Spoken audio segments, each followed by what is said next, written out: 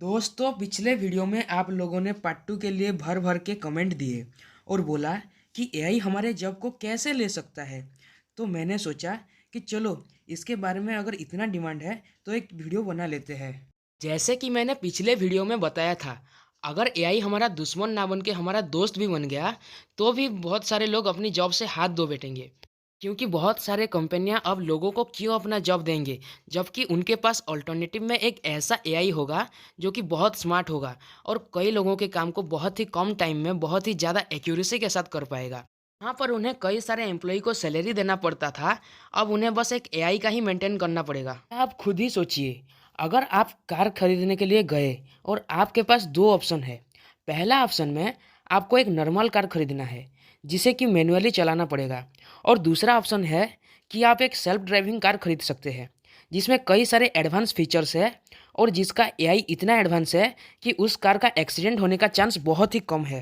आप कौन सा कार लेना पसंद करेंगे? ऑब्वियसली आप सेकंड ऑप्शन ही चूज करेंगे क्योंकि इसमें आपका बहुत सारा फ़ायदा है, पर इसकी वजह से एक ड्राइवर अपना जॉब खो देगा जिसे आप रखने वाले थे अगर आप एक मैनुअल कार खरीदते तो। फ्यूचर में मोस्ट ऑफ द कंपनीज भी ऐसा ही करेंगे। अगर 10 साल पहले आप किसी को पूछते कि फ्यूचर में अगर आर्टिफिशियल इंटेलिजेंस इतना डेवलप हो जाएगा तो कौन सा जॉब रहेगा इंसानों के लिए, तो शायद आपको सुनने को मिलता कि क्रिएटिव थिंग्स जैसे कि script writing, painting, image recognition. पर किसने सोचा था कि एआई सबसे पहले इसे ही टारगेट करेगा? ये जो इमेजेस आप स्क्रीन पर देख रहे हैं, इसका निर्माण कोई इंसान ने नहीं बल्कि एआई ने किया है। अगर ऐसा ही एआई का डेवलपमेंट होता रहेगा तो कोई इंसान क्यों किसी आर्टिस्ट को बुला के घंटों तक इंतजार करेगा, जबकि उससे बेहतर पेंटिंग उसे सेकंड्स में एआई जनरेट करके दे सकता है। चैट जीपीटी, आपने तो इसके बारे में सुना ही होगा। ये एक ऐसा एआई टूल है जिसे अगर आप कोई भी टॉपिक दो तो ये इसके बारे में एक अच्छा सा स्क्रिप्ट बना के दे सकता है। ये 30 नवंबर 2022 को लॉन्च हुआ था और आने के 5 दिनों के अंदर ही इसने 1 मिलियन यूजर्स हिट कर लिया, जिसे पाने में नेटफ्लिक्स को 3.5 साल लग गए, फेसबुक को 10 महीने और स्पॉटिफाई को 5 महीने लगे थे। इसके आने के बाद गूगल को डर लगने लगा क्योंकि लोग गूगल को छोड़कर चैट जीपीटी का इस्तेमाल ज़्यादा करने लगे। अब आप ये पूछेंगे कि लोग गूगल को तुरंत छोड़कर चैट जीपीटी की ओर क्यों मुड़ गए?